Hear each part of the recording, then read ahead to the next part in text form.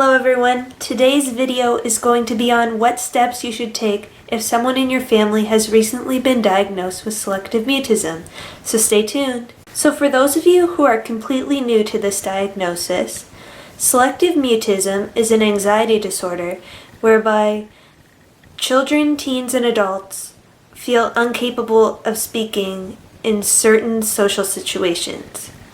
Now this can occur anywhere, but it mainly occurs when the child enters nursery, preschool, or school.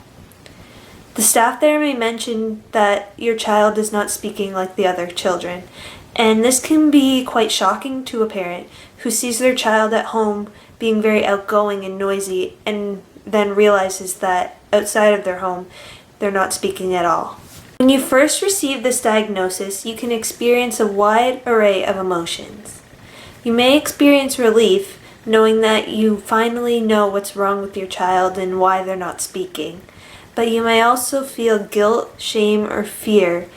You may feel like it's your fault that this happened, or that you could have done something to prevent it, or you don't know what steps to take to help your child. So I'm here to kind of guide you through what steps you should take after you receive a diagnosis so that you can improve your child's ability to speak in certain social situations and help them recover.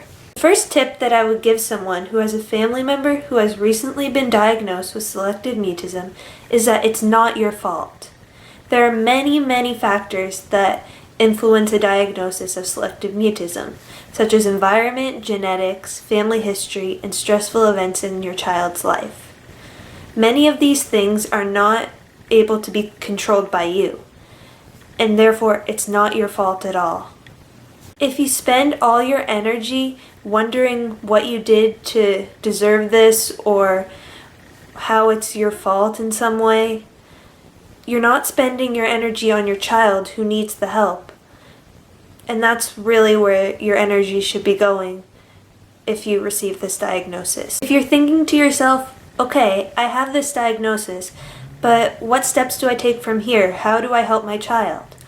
The first thing I would do is to inform your family and people that are close to your child about your child's diagnosis. Quite often, what can happen when the family and people who are close to your child don't know is they can not unknowingly make your child feel worse, which is the last thing you want when your child has this anxiety disorder. So you want to let them know that it's not their fault that the child doesn't speak to them and they didn't do anything wrong. It's just an anxiety disorder and the child feels more comfortable in certain situations as opposed to others. The next place I would start is by informing your child's school.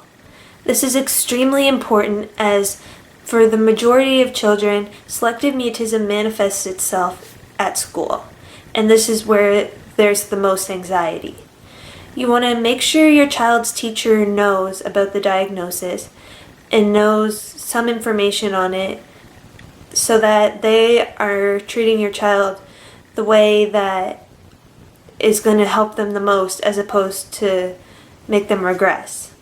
What we did for my school is we handed out information packets and we also sat down with all my teachers and taught them a little bit about my diagnosis and things that they could expect, things that they should and shouldn't do, just so that when I'm there I'm as comfortable as possible and I'm not worrying about all these things that could and couldn't happen because I know what to expect and I know what's going to happen.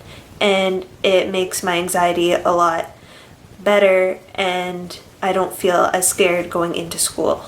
Something else that I did in my case that might be beneficial for your child is we let the class know why I wasn't speaking and what they should and shouldn't do as well.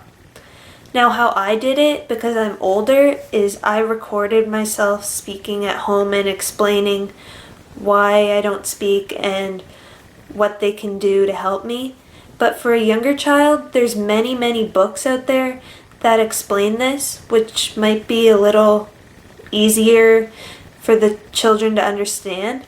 So I suggest checking out the different children's books out there that can explain to a class about your child's selective mutism. One of the things that helped me the most was reaching out and interacting with other people who are going through this on social media. There are tons of support groups on Facebook where you can reach out to other parents and ask questions, and they're all friendly and just want to help you as much as they can. I'm going to link some down below, and you can check those out and ask any questions that you may have. Maybe meet some other parents that are in your area, and all just have some support for this disorder and know that you're not alone.